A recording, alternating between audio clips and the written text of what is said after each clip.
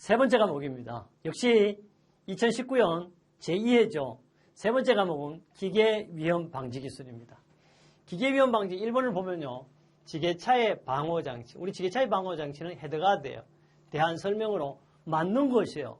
시험문요. 잘 아시겠지만 120문 중에서 맞는 것은 불과 5문제 정도밖에 안 됩니다. 대개 다 틀리는 것은 이런 거죠. 맞는 것이에요. 상부터의 지게차는 각 계구의 폭도는 길이는 16cm 미만일 것. 맞아요. 그럼 답이 1번이네요. 그러면 2번, 3번, 4번은 왜 틀렸는지 확인토록 하겠습니다. 첫째요. 두 번째 보니까 운전자가 앉아서 조작하는 방식의 차의 경우 운전자의 좌석 및 윗면 헤드가드의 상부트를 아랫면까지 높이는 1.5m 이상인 게 아니고 이게 요사이 바뀌어가지고 했어요. 0.903m. 그건 틀렸어요. 셋째, 지게차에는 최대 하중 200값 5톤이 아니고 4톤을 넘는 것에 대해서는 4톤을 한다. 이거 틀렸어요. 해당 등푸부 정화 중에 견딜 수 있는 강도의 헤드가드를 설치해야 한다. 그래서 이것도 틀렸죠. 네 번째입니다. 운전자가 서서 조작하는 방식의 차의 경우 운전자석의 바닥면 헤드가드의 상부틀의 하면까지 높이는 1.8이 아니고 1.88m예요. 1.88m 이상이에요. 그래서 답은 바로 첫 번째 1번만 맞는 답이 되겠습니다. 그림을 조금 보면요. 바로 지게차가 잘 아시게 생긴 거고 헤드가드는 운전자의 머리를 보호하는 것이 헤드가드가 되겠습니다.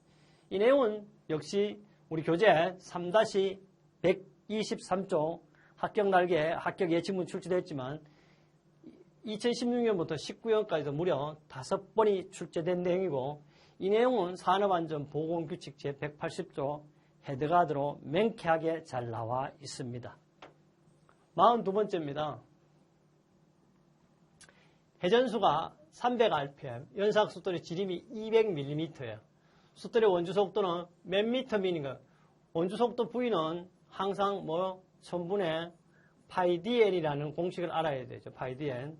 그리고 여기서는 파이는 그대로 하면 되고 지름이 얼마예요? d, 연삭수 200, 회전수 n이니까 300 이렇게 하면 바로 1000으로 나누면 바로 계산된 문제를 보도록 하겠습니다. V는 1000분의 πdn으로서 1000분의 파이 곱하기 200 곱하기 d 지름이 200이죠. rpm이 300이니까 회전수니까 188.5가 되겠습니다. 이렇게 우리는 찾을 수가 있는 문제. 이 내용 역시 우리 교재 3-41쪽에 잘 나와 있습니다. 2016년 5월 8일 출제됐고요. 2010년 8월 26일 기사 산업기사에 동시에 출제되었습니다. 43번째입니다.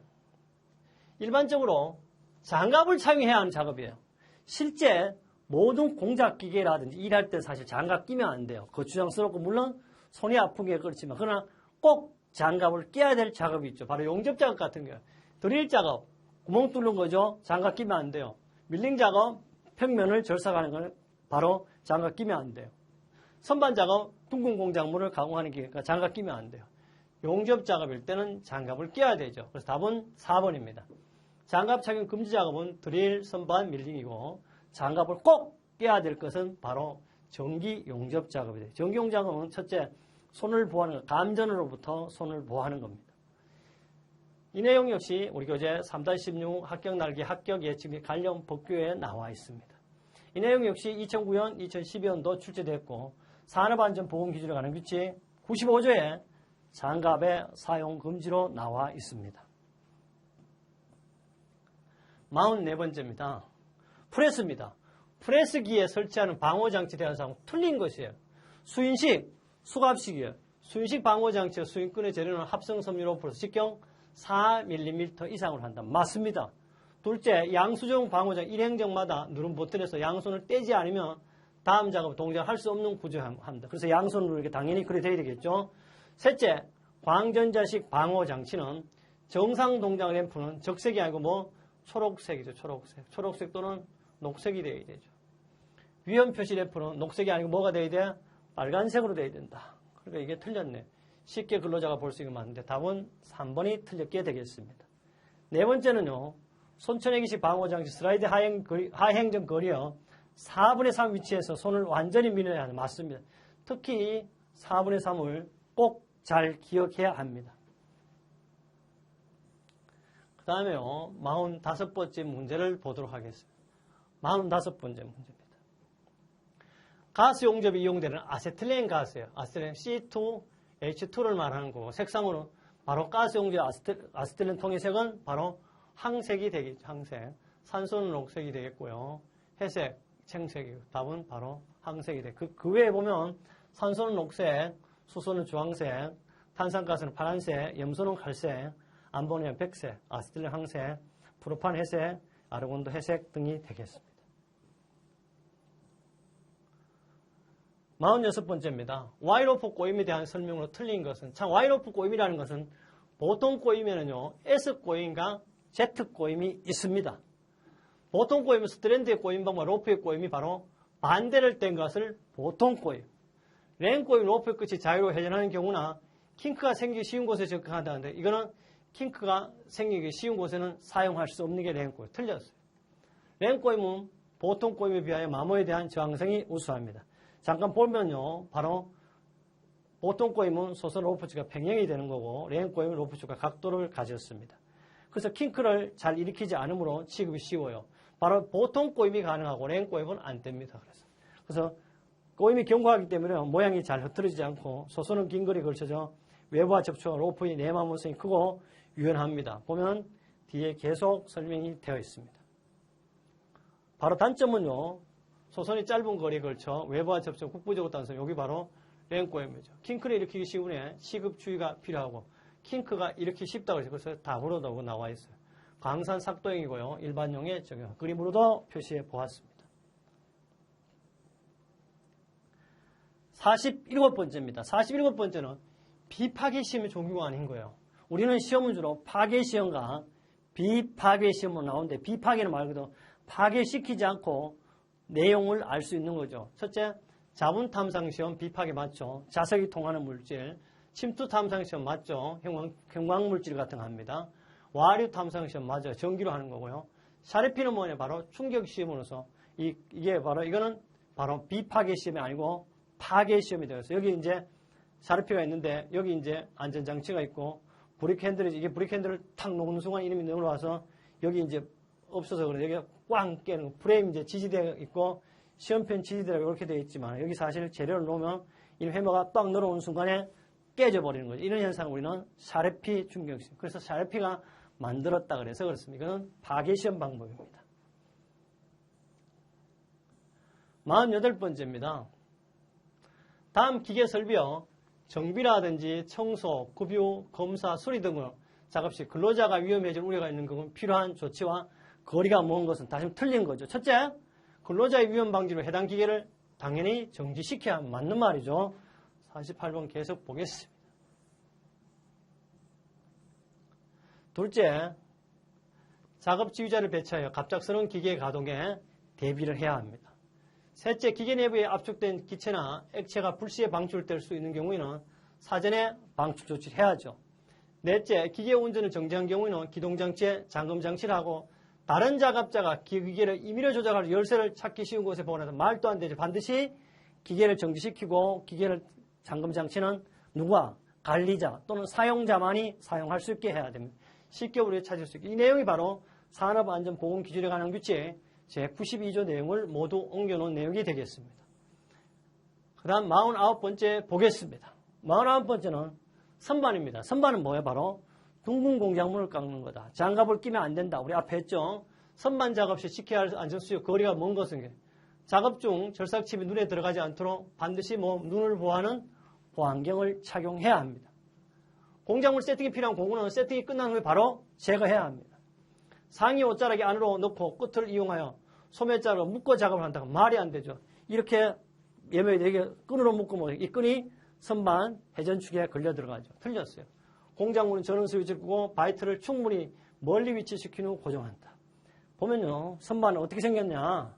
여러분 이제 바로 선반의 모형은 이렇게 이게 바로 축 부분이 공구대. 여기가 이제 심압대가 되고 이게 공구대 인물 말합니다. 그래서 여기는 반드시 어떻다. 그 장갑을 껴도 안 되는 물건이죠. 50번입니다. 엄청 많이 나오는 문제죠. 프레스 금형에 부착하거나 수리하거나 작업 등의 경우 슬라이더가 낙하를 방지해 설치하는 것은 이건 바로 이거예요. 이게 간단하게 하면 이놈 번지가 있고 이놈이 다이가 있어요. 다이가 있으면 갑자기 이놈이 번지가 직선 운동이 때 늘어올 거 여기에 갑자기 슬라이드에 불씨 방지 장치 뭐냐 하면 브로크입니다. 브로크. 그리고 우리는 백돌이잖아요. 백돌. 이렇게 브로크를 썼죠. 그게 바로 안전 블록, 세프티 블록이래요. 이것은 사업주는 프로든 금형을 부착, 해체, 조정하는 작업을 할 때는 해당 작업에 종사하는 근로자가 신체가 위험한 경우 슬라이드가 갑자기 작동함으로써 근로자에게 발생한 우려가 있는 위험을 방지하기 위해 뭘 한다? 안전 블록을 사용하는 필요한 조치. 이건 어디 있다? 산업안전보건기준에 관한 규칙 제104조에 있고요. 기사, 산업기사 구분 없이 자주 출제되는 내용입니다. 51번째 문제입니다. 51번째 문제 참 애매해요. 다음 용접 중 불꽃의 온도가 가장 높은 것은 산소니 메탄이니 산소 수소인데 산소 프로필 이거 볼 게 없어. 우리는 무슨 용접을 다 산소 아세틸을 용접하죠. 그래서 해설로서 답은 4번에 한번 보겠습니다. 산소 아세틸 용접 불꽃 온도 또 이렇게 식도 제가 해놨지만 한 3000도씨인데요. 봐요. 불꽃 온도는요. 어떻게 되냐.